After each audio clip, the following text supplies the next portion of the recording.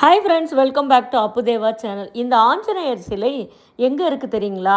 பெங்களூரில் கச்சரா கள்ளி அப்படிங்கிற இடத்துல இருக்குங்க. இது லிங்காபுரம் அப்படிங்கிற ஏரியாவுக்கு பக்கத்தில் இருக்குது.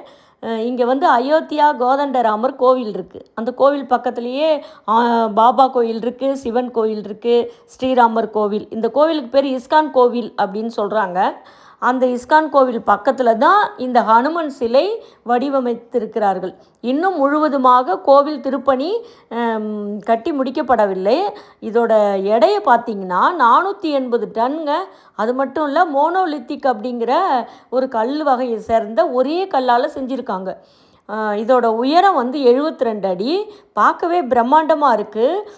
இன்னும் முழுவதுமாக எல்லா திருப்பணியும் முடிஞ்சோடனே பார்த்தோம்னா ஆஞ்சநேயர் நமக்கு சக்தி கொடுக்குறவராக பார்க்குறதுக்கு பிரம்மாண்டமாக இருக்கும்.